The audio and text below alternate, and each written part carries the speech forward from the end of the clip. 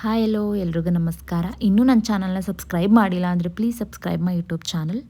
ಎಲ್ಲ ಶುರುವಾಗೋದು ಆ ಮನೆಯ ಡೈನಿಂಗ್ ಟೇಬಲ್ನಲ್ಲಿ ಒಂದು ದೋಸೆಯ ಜಗಳದಿಂದ. ಹೌದು, ಆ ದೋಸೆ ಜಗಳ ಇದೆಯಲ್ಲ, ಅದರಲ್ಲಿ ಶಾಂತಿಯ ಸಿಟ್ಟು ಬರೀ ತಿಂಡಿ ಬಗ್ಗೆ ಅಲ್ಲ. ಖಂಡಿತ ಅಲ್ಲ.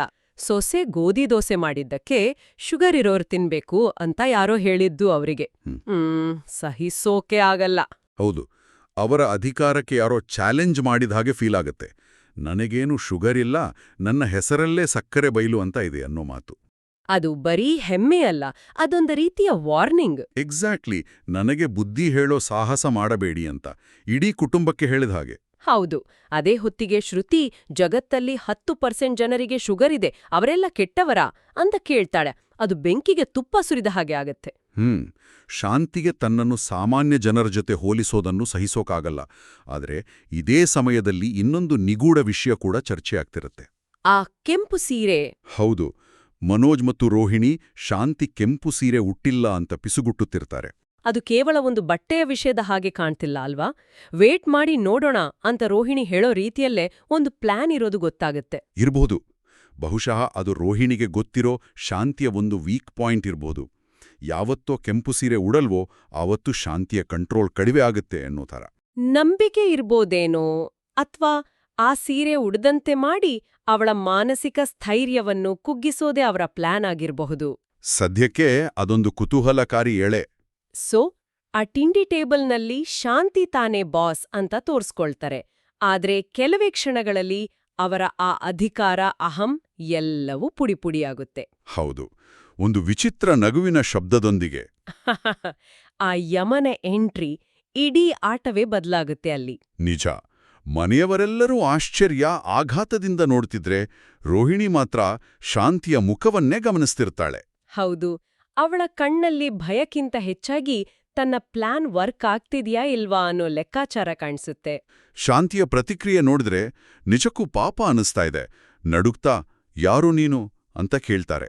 ಅದಕ್ಕೆ ಉತ್ತರ, ನಾನೇ ಯಮಧರ್ಮ ಅಂತ ಕೇಳಿ ಒಂದು ಮೂಲೆಗೆ ಹೋಗಿ ಅಡುಕೊಳ್ತಾರೆ. ಇಲ್ಲಿ ಒಂದು ಇಂಟ್ರೆಸ್ಟಿಂಗ್ ವಿಷಯ ಇದೆ. ಯಮ ವೇಷಧಾರಿ ದ್ರೋಹ ಮಾಡಿದವರಿಗೆ, ಮೋಸ ಮಾಡಿದವರಿಗೆ ಜೀವ ತೆಗೆಯಲು ಬಂದಿದ್ದೇನೆ ಅಂತ ಹೇಳಿದಾಗ ಓ, ಶಾಂತಿಯ ಬಾಯಿಂದ ಒಂದು ಮಾತು ಬರುತ್ತೆ. ಹೌದು, ಅಯ್ಯಯ್ಯೋ, ಸ್ವಾಮೀಜಿ ಹೇಳಿದ ಹಾಗೆ ನೀವು ನಿಜವಾಗ್ಲೂ ಬಂದ್ಬಿಟ್ಟಿದ್ದೀರಾ ಅಂತ. ಅಂದ್ರೆ ಈ ನಾಟಕ ಶುರುವಾಗೋಕ್ಕೂ ಮೊದಲೇ ಶಾಂತಿಯ ಮನಸ್ಸಲ್ಲಿ ಯಾವುದೋ ಒಂದು ಭಯ ಕಾಡುತ್ತಿತ್ತು. ಕರೆಕ್ಟ್. ಯಾರೋ ಸ್ವಾಮೀಜಿ ಹೇಳಿದ ಭವಿಷ್ಯ ನಿಜವಾಗುತ್ತೆ ಅಂತ ಅವ್ರು ಈಗಾಗಲೇ ನಂಬಿಕೊಂಡು ಕೂತಿದ್ರು. ಈ ನಾಟಕ ಆ ಭಯಕ್ಕೆ ಇನ್ನಷ್ಟು ತುಪ್ಪ ಸುರಿದ ಹಾಗಾಯ್ತು. ಅಂದ್ರೆ ರೋಹಿಣಿಯ ಪ್ಲಾನ್ ವರ್ಕ್ ಆಗೋಕೆ ಕಾರಣ ಶಾಂತಿಯಲ್ಲಿದ್ದ ಮೊದಲಿನ ಭಯ. ಅವಳ ಮನಸ್ಸು ಈಗಾಗಲೇ ಒಂದು ಕೆಟ್ಟ ಘಟನೆಗೆ ಸಿದ್ಧವಾಗಿತ್ತು. ಅದಕ್ಕೆ ಇದನ್ನ ನಿಜ ಅಂತ ನಂಬಿಬಿಟ್ರು. ತನ್ನ ಪ್ರಾಣ ಉಳಿಸ್ಕೊಳ್ಳೋಕೆ ದೇವರತ್ರ ಬೇಡ್ಕೊಳ್ಳೋ ದೃಶ್ಯ ಅವರ ಅಸಹಾಯಕತೆಯನ್ನು ತೋರಿಸುತ್ತೆ. ಕೊನೆಗೆ ತನ್ನ ಗಂಡ ರಂಗನಾಥ್ ಅವರನ್ನು ಕೂಗ್ತಾರೆ. ಅವರು ಬಂದ ತಕ್ಷಣ ಇಡೀ ಸೀನ್ ಬದಲಾಗುತ್ತೆ. ಹೌದು, ಏ ಸೂರ್ಯ, ಏನೋ ಇದು ಅಂತ ಒಂದೇ ಮಾತಲ್ಲಿ ಮನೆಯಲ್ಲಿ ಬೇರೆ ಯಾರಿಗೂ ಗುರುತು ಸಿಗದೆ ಯಮನ ವೇಷಧಾರಿಯನ್ನು ಗುರುತು ಹಿಡಿದು ಬಿಡ್ತಾರೆ. ಇಲ್ಲಿ ತಂದೆ ಮಗನ ಬಾಂಧವ್ಯ ಎಷ್ಟು ಚೆನ್ನಾಗಿದೆ ಅಲ್ವಾ? ಸ್ವಂತ ಹೆಂಡತಿ ಮೀನಾಳಿಗೂ ಗುರ್ತಿಸಲಾಗದ ಸೂರ್ಯನನ್ನು ರಂಗನಾಥ್ ನೋಡಿದ ತಕ್ಷಣ ಕಂಡುಹಿಡಿತಾರೆ. ಸೂರ್ಯನೇ ಆಶ್ಚರ್ಯದಿಂದ, ಅಪ್ಪಯ್ಯ, ನೀನೊಬ್ನೇ ನನ್ನ ಕಂಡುಹಿಡಿದಿದ್ದು ಅಂದಾಗ ರಂಗನಾಥ್ ಹೇಳೋ ಮಾತಿದೆಯಲ್ಲ, ಅಲ್ಲ ಕಣೋ ಸೂರ್ಯ, ನನ್ನ ಮಗನನ್ನ ನಾನು ಗುರ್ತಿಸೋದಿಲ್ವೇನೋ.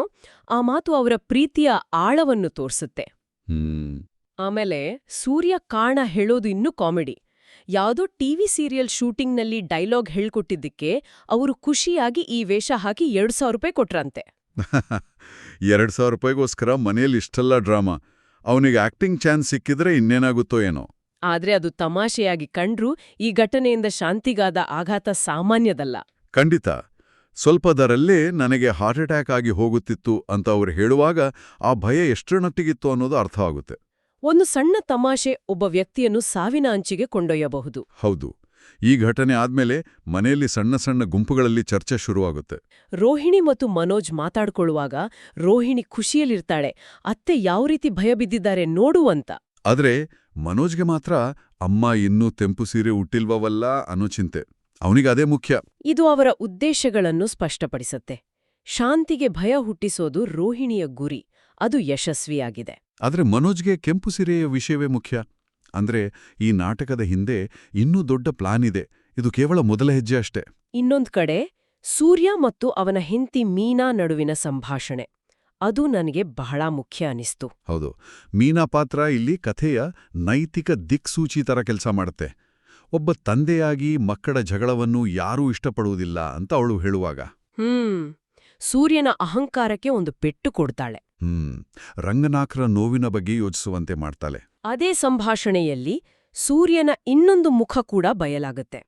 ಯಮನ ವೇಷ ಹಾಕಿದಾಗ ತನಗೆ ಮೊದಲು ನೆನಪಾಗಿದ್ದು ಅಮ್ಮ ಸಕ್ರೆ ಅಲ್ಲ, ಬದಲಿಗೆ ತನ್ನ ಶತ್ರು ಅರುಣ್ ಅಂತ ಹೇಳ್ತಾನೆ. ಹೌದು, ಅವನ ಕತ್ತಿಗೆ ಯಮಪಾಶ ಹಾಕಿ ಇಳಿದುಕೊಂಡು ಬಂದ್ಬಿಡ್ಬೇಕು ಅನ್ನೋಷ್ಟು ಕೋಪ ಬಡ್ತಿತ್ತು ಅನ್ನೋ ಮಾತು ಶಾಕಿಂಗ್ ಅದು. ಹೌದು, ಹೊರಗಿಂದ ತಮಾಷೆಯಾಗಿ ಕಾಣೋ ಸೂರ್ಯನ ಮನಸ್ಸಿನೊಳಗೆ ಇಷ್ಟೊಂದು ದ್ವೇಷ ಇದೆಯಾ ಅಂತ ಅನಿಸ್ತೆ. ಆಗ ಮೀನಾ ಹೇಳೋ ಮಾತುಗಳು ಇಡೀ ಸಂಚಿಕೆಯ ಒಂದು ಪ್ರಮುಖ ಸಂದೇಶ. ಮನಸ್ಸಲ್ಲಿ ಒಬ್ಬರ ಬಗ್ಗೆ ತಪ್ಪಾಗಿ ತಿಳ್ಕೊಳ್ಳೋದೇ ಒಂದು ದೊಡ್ಡ ಪಾಪ ಅಂತಾಳೆ. ನಿಜ, ಕ್ರಿಯೆ ಮಾತ್ರ ಪಾಪವಲ್ಲ, ಆಲೋಚನೆಯೂ ಪಾಪ ಆಗ್ಬಹುದು ಅನ್ನೋ ಒಂದು ತಾತ್ವಿಕ ವಿಚಾರವನ್ನು ಆ ಸಂಭಾಷಣೆ ನಮ್ಮ ಮುಂದಿಡುತ್ತೆ. ಇದೆಲ್ಲ ಒಂದು ಕಡೆ ಆದ್ರೆ ಇಡೀ ನಾಟಕದ ನಿಜವಾದ ಪರಿಣಾಮ ಕಾಣಿಸೋದು ಆ ರಾತ್ರಿ ಶಾಂತಿ ಮಲಗದಾಗ. ಹೌದು, ಹಗಲಲ್ಲಿ ನಡೆದ ಘಟನೆ ಅವಳ ಸುಪ್ತ ಮನಸ್ಸಿನಲ್ಲಿ ಎಷ್ಟು ಆಳವಾಗಿ ಬೇರೂರಿತೆಂದ್ರೆ ಅದು ಒಂದು ಭಯಾನಕ ದುಸ್ವಪ್ನವಾಗಿ ಅವಳನ್ನು ಕಾಡಲು ಶುರುಮಾಡುತ್ತೆ. ಆ ಕನಸಿನ ವಿವರಗಳು ಶಾಂತಿಯ ಅತಿದೊಡ್ಡ ಭಯವನ್ನು ಅಕ್ಷರಶಃ ತೆರೆದಿಡುತ್ತವೆ.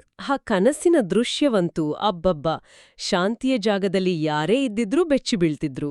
ನಿಜವಾದ ಯಮ ಬಂದು ಪ್ರಾಣ ತೆಗೆದುಕೊಂಡು ಹೋಗೋದು ಕನಸಿನ ಮೊದಲ ಭಾಗ ಅಷ್ಟೇ. ಅದಾದ ಮೇಲೆ ನಡೆಯೋದೇ ನಿಜವಾದ ಭಯಾನಕ ಕಥೆ. ಹೌದು, ಆಕೆಯ ಸಾವಿನ ನಂತರ ಮನೆಯವರ ದುಃಖ ಕೆಲವೇ ಕ್ಷಣ ಇರುತ್ತೆ.